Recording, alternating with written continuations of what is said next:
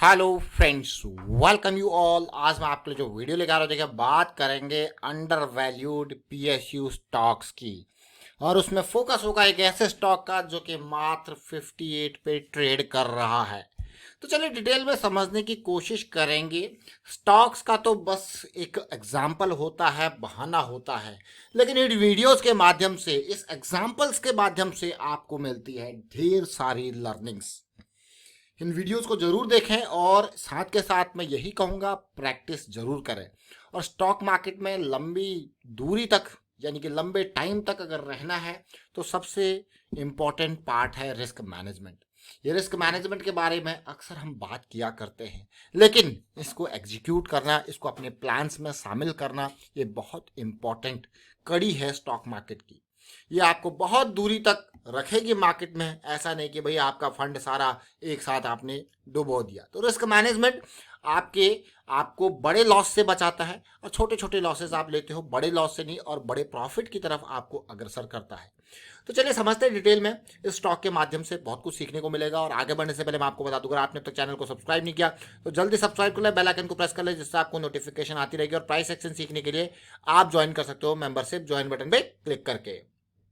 Bharat heavy electricals limited. देखिए stocks limelight से दूर होते हैं तब तक उनमें कोई सिचुएशन, कोई पॉजिटिविटी आपको देखने को मिलती है जब तक वो न्यूज़ में ना आ जाए। आप कहोगे यार ये तो लाइमलाइट से दूर है। 20,000 करोड़ का मार्केट कैपिटलाइजेशन, 58 का प्राइस। अगर आप देखोगे स्टॉक को, समझोगे तो ये इंजीनियरिंग हैवी मशीन्स का ये स्टॉक है।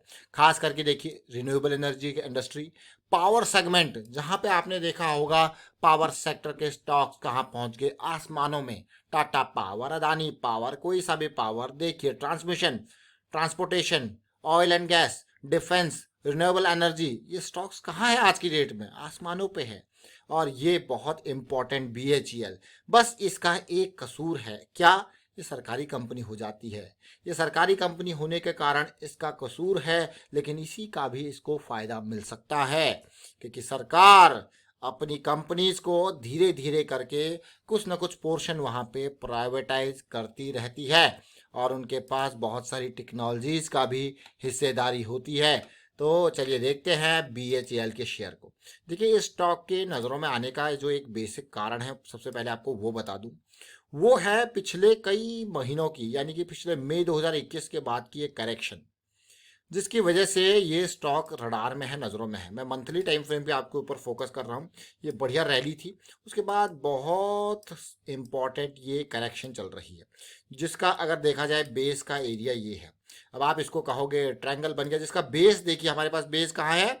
48 से लेके 40, यानी कि ये जो इसका है बेस जोन, और ये इसका जो है बहुत इम्पॉर्टेंट जोन। तो पिछले 2-3 महीनों में इसने जो स्ट्रक्चर आपको बना के दिया वो ये देखिए। तो ये स्टॉक यही इसी कारणवश रडार में है। तो चलिए उम्मीद उम्मीद इस स्टॉक की लगाई जाएगी। सबसे पहले की जो उम्मीद है वो एटलीस्ट ये एरिया, तो ये 58 से ये एरिया भी अगर आप देखोगे तो अच्छा खासा हो जाता है। अगर मैं यहाँ पे करंट प्राइस के हिसाब से देखूँ इस एरिया को, जो ऑल टाइम हाई का है, अगर देखा जाए तो ये भी 30% से ऊपर का रेंज है। 30%, मोर देन 30%। उसके बाद फिर एक्सपेक्टेशन होगी यहाँ पे कंसोलिडेशन देखने को मिल जाए और आगे की रैली हो। तो यहीं तक नहीं रुकेंगे, इसको छोटे टाइम फ्रेम पे समझेंगे। बहुत ध्यान से समझने की इसको कोशिश करना। अब छोटे टाइम फ्रेम पे आप देख पा रहे हो 200 SMA बहुत इंपॉर्टेंट रोल प्ले करता हुआ। देखिए क्योंकि गवर्नमेंट वाला यानी कि पीएसयू वाला स्टॉक है, तो लाइमलाइट में तभी आएगा जब एक बहुत ज़बरदस्त मूव आ जाएगा। बहुत ध्यान से कोशिश करना फिर से समझने की। लाइमलाइट में कब आ जाएगा? जब ये बहुत ज़बरदस्त मूव आपको देखने को मिलेगा। लेकिन जब वो मूव आपको देखने को मिलेगा तब तक स्टॉक में आएगी बड़ी रैली। आप कहोगे ये बुलिश क्रॉस का फॉर्मेशन हुआ, 200 SMA के इर्द गिर्द दे रहा है आपको सॉलिड बेस का फॉर्मेशन, और ये कैंडल अपने आप में जो वीकली कैंडल है वो एक पॉजिटिविटी का इशारा। तो इनिशियल टारगेट, इसीलिए ये लिक्विडिटी एरिया यानी कि ऑल टाइम हाई का एरिया, ये बहुत लोगों का साइकोलॉजिकल टारगेट, ये इंपॉर्टेंट एरिया। फिर यहाँ पे एक्सपेक्टेशन क्या होगी? या तो कंसोलिडेशन दे, या एक करेक्शन दे यहाँ पे, और या फिर आपको दे ये पुल बैक। तो मैंने आपको तीनों फॉर्मेशन यहाँ पे बता दिए, ये देखिए। फिर आगे की रैली के लिए, लेकिन इनिशियल टारगेट एरियाज इसी हिसाब से आपको देखने को मिलेगा। अब स्टॉप लॉस, मान लो यहाँ पे ये रिजॉल्व हो जाता है करेक्शन, तो ये आपका स्टॉप लॉस हो गया डीप वाला। अब मैं आपको यही कहूँगा, देखिए ये जो प्राइस फॉल हुआ है ऑलमोस्ट 64 65 के लेवल से ये 56 के लेवल तक आया है। तो जब ये प्राइस फॉल हुआ है तो इसने कहीं ना कहीं, ऑल्दो आप कहोगे यार ये तो pull back kind of situation थी, 2 हफ्ते की गिरावट और तीसरे हफ्ते की या वापसी, तो ये कहीं ना कहीं इसने छोटे टाइम फ्रेम पे जो है डेंजर जोन में, यानी कि छोटे टाइम फ्रेम पे चीज़ें बिगाड़ दी होंगी। अगर आप देखो डेली टाइम फ्रेम पे कुछ नहीं बिगड़ा है, डेली टाइम फ्रेम पे वही 200 SMA का इर्द गिर्द सपोर्ट ले रहा है, बढ़िया बात है। मैं आपको इससे भी छोटे टाइम फ्रेम पे लेके जाऊंगा। एक और छोटा टाइम फ्रेम इसका है आवरली पे। मैंने आपको कहा ना कि इसने छोटे टाइम फ्रेम पे कहीं ना कहीं, देखिए वीकली पे पॉजिटिव दिख रहा है, डेली पे पॉजिटिव दिख रहा है, लेकिन कहाँ पे बिगाड़ी चीज है भाई, यहीं पे। ये जो एरिया है आप देखो आवरली का, इसने यहाँ पे चीजें बिगाड़ दी। यहाँ पे आप देख रहे हो 200 SMA से नीचे है, पहले 200 SMA का सपोर्ट ले रहा था, तो अब ये 200 SMA का रेजिस्टेंस भी ले सकता है, ये देखिए। तो इसीलिए अब हमें जो इंतजार रहेगा वो क्या रहेगा, बहुत ध्यान से समझने की कोशिश करना। ये आपका ये जो छोटा टाइम फ्रेम है आवरली का, ये नीचे गिरा है, तो आपकी उम्मीद होगी भाई ऊपर आए और यहाँ पे मोमेंटम बॉक्स आपका बनाए, तब तक ये प्राइस इससे ऊपर चला जाएगा 200 SMA से ऊपर, ये सारी चीजें सिचुएशन उठ के ऊपर हो जाएगी, तो आपको मिलेगा पॉजिटिविटी। ये देख रहे हो इस बार RSI आ चुका है, MACD आ चुका है और प्राइस भी आने को तैयार है। तो ये इंपॉर्टेंट पार्ट, तो उम्मीद करता हूँ आप समझ जरूर के होंगे, रिलेट कर पा रहे होंगे कि किस सिचुएशन की हम बात कर रहे हैं।